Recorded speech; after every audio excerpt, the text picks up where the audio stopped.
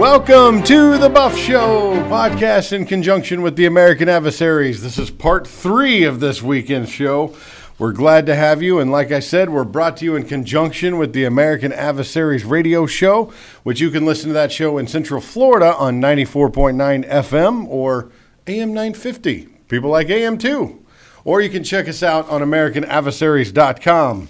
And I am joined by the host and political mad scientist and philosopher. That's me. Christopher Hart is with me for part 3. Great to see you, Matt. Great to see you too, Chris. Yes, sir. Now, I got to mention that the American Adversaries radio show is live at 5 p.m. Eastern. Yep, Sunday through Sunday Friday. through Friday. And now Saturday, the Buff Show joins in. The Bat Buff Show. Love it. If you like us, you get us all week now.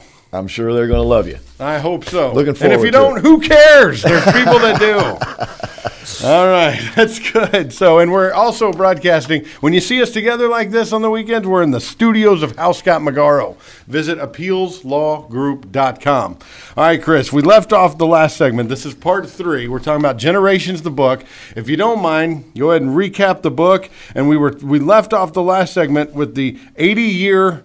We're at that 20-year crucial moment. That crucial moment in the 80 years, 2020. It's go time. And are you going to bend the knee or are you going to stand up for America? And we are at a crossroads right here and right now. Great way to put it, literally speaking.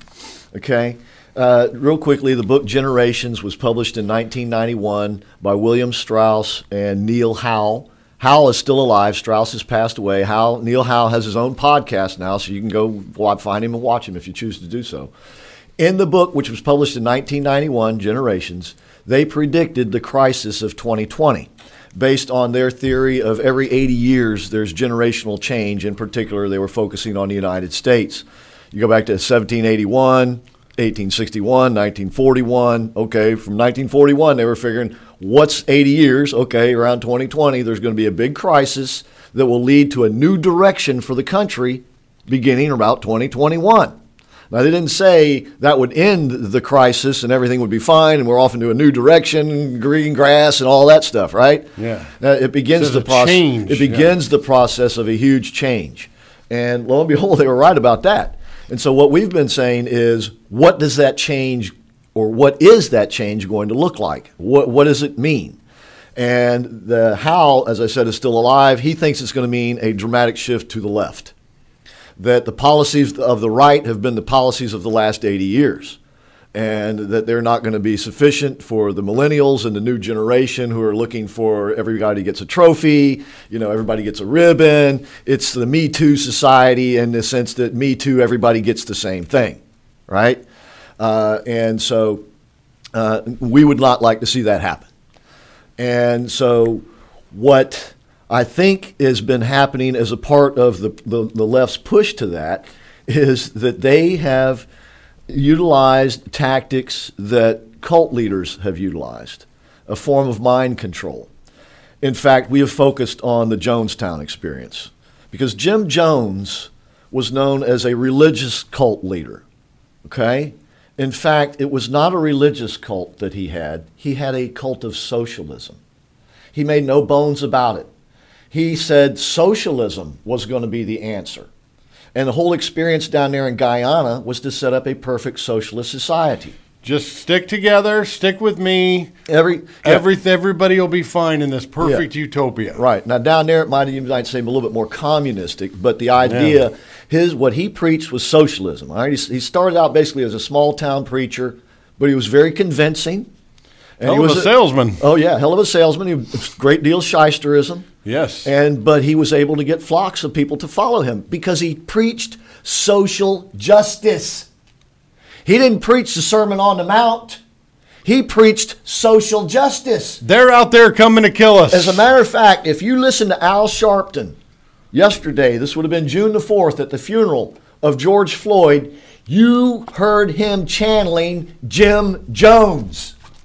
Everything he was saying may not have been word for word, but it was the same ideas, the same notions. And that is that the downtrodden in our society have had the white people's knee on their neck or whatever. All this time, America's a bad country. It never was great for so many people. That is Jim Jones. It's almost verbatim Jim Jones. Pretty much. Because I did a lot of study on this guy, and he was. They want to kill you. They want to rob you. Right. They want to beat you.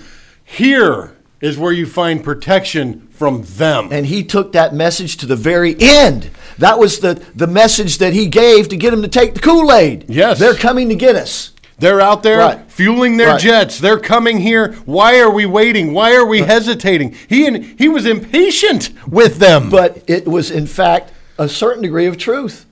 Because his little reign was coming to an end because he had his henchman killed a U.S. congressman who went down there to find out. Let me give you a little more history about it, okay? So he was a small-time preacher who wanted to be a big-time preacher. Right. But he knew he wasn't preaching the Christian message. He was preaching the socialist, Marxist message. So where do you go to be a big-time Marxist preacher? A communist. San Francisco, baby. So he went to the most liberal town in America at the time, probably still is, city, and he set up shop there. And he was extremely successful. Every politician in town wanted his endorsement. They went kissing his ass. Jimmy Carter went kissing his ass. Rosalind, when Jimmy was running for election, okay, against Gerald Ford, Right. Rosalind went out to California to do a rally. Now, California wasn't all that Democrat at the time. I mean, it was heading that direction. But it wasn't that there far. was still some common sense. It wasn't that far removed from a Reagan governorship. So anyway, Rosalind goes out there, going to have a rally, and it was in San Francisco. They weren't going to get a big crowd. They knew ahead of time that day there was not going to be a big crowd. It wasn't going to look good. So the Carter people started asking the local politicians, who can we call to get a big crowd? Not Jim Jones. You call Jim Jones, he'll get your crowd here. So they called Jim Jones. He loaded up a bunch of his flock in buses, shipped them right on over there to the rally site. Rosalind had a big crowd. Jimmy Carter got elected. Now, did Jim Jones hold up a Jimmy Carter sign? I mean, did they hand out signs and stuff like that? Do you remember at anything the rally about the rally? Did. I don't know that Jones was at the rally, but his people were, and they were holding the signs and doing the whole thing. Amazing. And all the politicians would go to him. Now, He had a good thing going. But then, once again, he was all about domination and control. And that's what socialism is all about, that the elite dominate and control us, unessentials. Remember that essential business? Yeah. Right, okay. What a disrespectful term to the donut guy. Okay, so he started using sex and drugs. Yeah. Okay, he would have sex with both men and women. Not necessarily for physical gratification or sexual gratification, but in terms of dominating them. Okay? He would have sex with a man to make sure the man knew he was who the real man was. David Koresh did the same kind of thing with the sex with the wives and women. And they would use women to entice men to come into the group. Yes. Or entice a man to do the dirty work for you. And that's what Jim Jones did, you see. And it's all terms of mind control. And they would use, chants and doing things like that. So why don't we take a break, because when we come back, I want to talk about how what's going on in the streets of America right now and what's being told, once again, mimics what happened in Jonestown. And lo and behold, the other night, Wednesday night on Tucker Carlson, now we've been talking about this all week, as he was going off air, he says, I want you to hear from a letter he gave the woman's name, a black woman from so-and-so. He started reading the letter, and she was saying, I don't understand what's happening in the streets now. This is not the Black Lives Matter movement. This Antifa stuff and you white liberals, this is getting really weird. This is getting to be like Jonestown. She said that. Lo and behold, was she ever right? Oh, absolutely. Well, we'll take that up. And one term that we've been hearing all week, too, is mostly peaceful. If at a reopen rally somebody would have dropped a glass, the liberal media would have scolded us forever. You know it.